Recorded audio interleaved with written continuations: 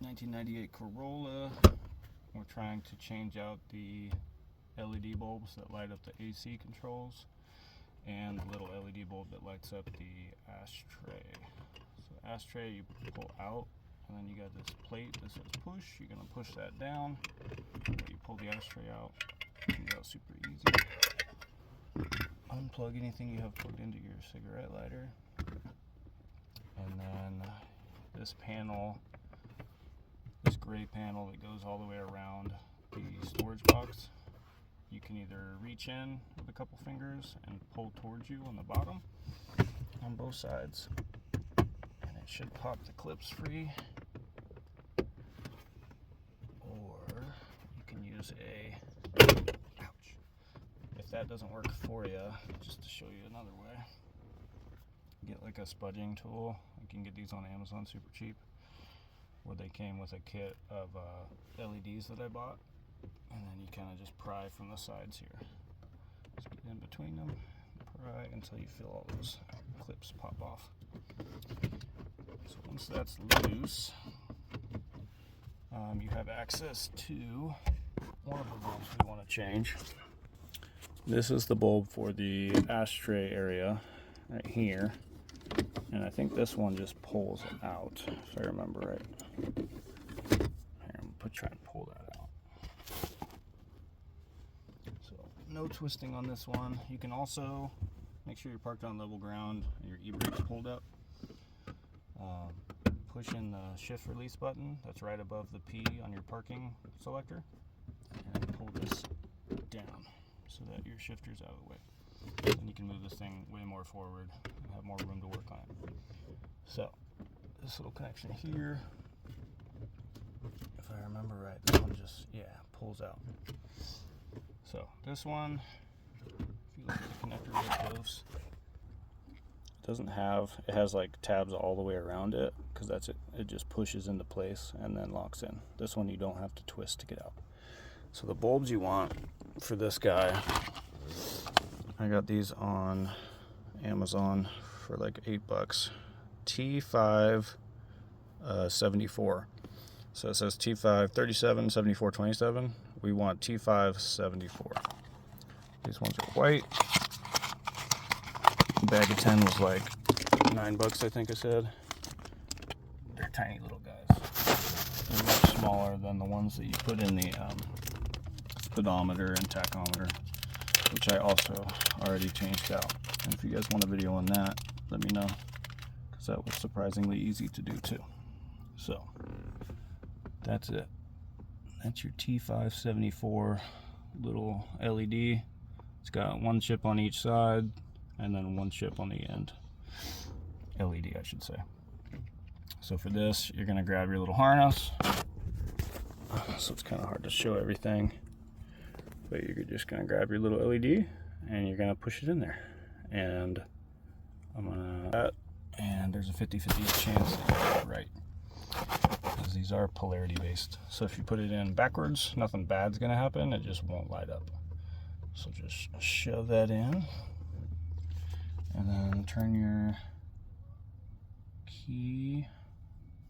See, my key was already turned. Let me start it and see if I have it backwards, or if the engine needs to be on. Or actually, maybe my lights need to be on. So I'll turn my lights on. It still didn't light up. I'm gonna start the car, which you won't let me do because I'm in the wrong gear. Pop it back in park. Alright, still didn't light up. So, engine off, lights off, key out. We know it's backwards, or we have a bad LED. So we're gonna wiggle this guy out, flip it 180, push it in real firm. All right, now we're gonna try P and accessory mode. Nothing. Lights on, boom. Holy crap, that's sucker. All right, dude. Okay. You see if it dims with, it does. Cool. So you got your dimmer knob here. You can dim it with the knob. Bright, as dim as it'll go before it goes out. All right, let's see how that looks once it's pushed back in. easier to show you at nighttime. Obviously, it would light up the area better, but that thing is so bright, I don't think we're gonna have a problem with telling. So you just push that guy back in, get my gear selector back out of the way, and just temporarily pop this back in so I can see how just the ashtray light looks. If you guys don't care about that and you want to see changing out the climate control ones, then just skip forward a bit in this video. That is totally okay to do. Alright, ashtray slid back in. And I know I need to vacuum. There's dirt right there. So we got lights on, key and accessory. Turn the dimmer up. Ooh. Yeah, it lights that whole area up nicely. Like I said, it's hard to tell because it's daytime, but that sucker is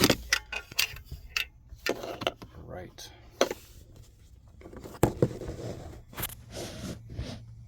Alright, now climate controls. There are 2 in here, and you do not have to remove the whole module to change the lights out. Because see, the control panel, or whatever you want to call it, has like cables attached to it. I'm not super well versed on everything about cars, but it's got cables, like little wires attached to it that adjust the actual sliders for your temp and stuff. So once you get that trim popped off, there you go. Now you have your box here. Your box you can remove with 2 screws, or sorry, 4. Got one on the side here, on the side here. This one is missing, and then one right there. So if you wanted to take this box out, which I did to get this thing moving properly, I just had to grease it and clean it real good. You would have to take this out, but you don't have to take it out for this. So when you get this panel exposed, there will be 2 screws. There'll be one right there that's already taken out, and one right there that's already taken out. And then these lower holes are like little posts that help you line it up and hold it in place until you get your screws on. The reason those screws are not there is because they're super easy to drop and they end up somewhere down in there. So have a pair of needle nose pliers ready when you get that screw loose. Grab it and then pull your screw out so you don't drop it. Otherwise you're gonna have to go fishing for it. So the screws are out already though. So what you do is you wiggle this up and forward at the same time. There we go. Get it off those 2 little posts. And okay, you do have to get the box out of the way. That's my bad. So this box, like I showed you already, has 4 screws, 1 in each corner. It does have to come out of the way only so you can tilt the climate control thing down enough to get to your LEDs. Same thing on these screws, though they're not as easy to drop. Another trick you can do if you don't have needle nose pliers or that's not working, if you have Vaseline or some other kind of grease or lubricant for working on your car, you just smear it into the end of each screw or put a dab on the end of your screwdriver, and then when the screw is loose, the grease or Vaseline will hold the screw to your screwdriver so you can pull it out. It's not super secure, like if you bump it against the side or something it may still fall off, but it's enough that you can hold a screw without any extra tools while you pull it out of there. It's also handy for getting the screws into place. If you can't hold it and where it's upside down and it's not a magnetic screw, the Vaseline trick works great. This last screw is being a pain in the butt. Just come out little guy. Alright, cool. So all the screws holding this thing are now out. This thing just pulls forward. It also has guideposts. You can see on the brackets right here, you got a hole for your screw, the big one, and then the small one goes onto a post that helps you line it up. So now that that's out of the way, this is how it'll look. And then this guy, wiggle up and down, side to side, whatever you need to do until you can get it pulled forward enough.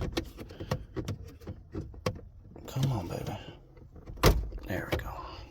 Gotta get it around these big old tabs they have.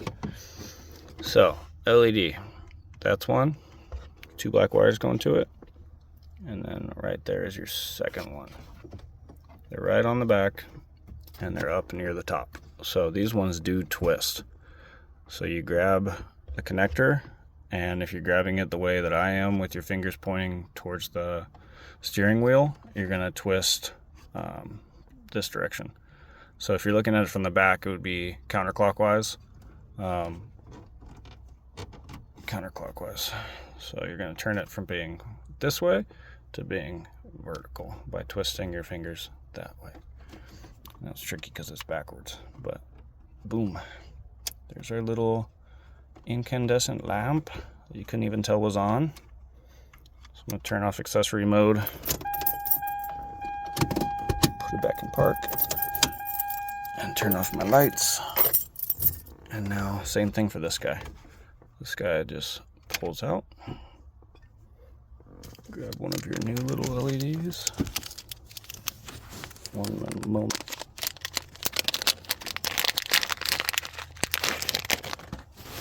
Sorry, I know this is trying to be detailed because a lot of people ask questions about small stuff. I'm trying to show you all I can. So, this one, I'm going to need to set you guys down again, but same thing, it just shoves in, 50-50 shot if you get it right. There's no way that I know of to tell, like no marking or anything, because they're both black wires going into it. Yeah, I don't see any way to tell, but push it in. Fits like a glove. I'm gonna turn our lights on. Nope. Flip the key around. You don't have to have the keys in, by the way. I found that out just now. All you have to do is turn your headlights on, your stock, and it should light up. Here we go. All right. Bright light. Now, to put it back in, you line it up, which with it being backwards is kind of tricky. Just feel around for the hole. Once you get it in there, it rotates a quarter turn to lock in. So just keep turning it until you feel it push in.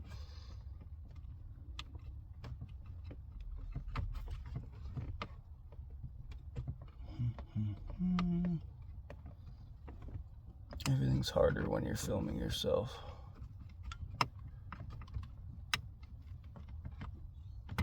There we go.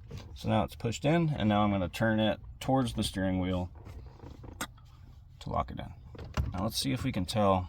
I got my dimmer turned all the way up.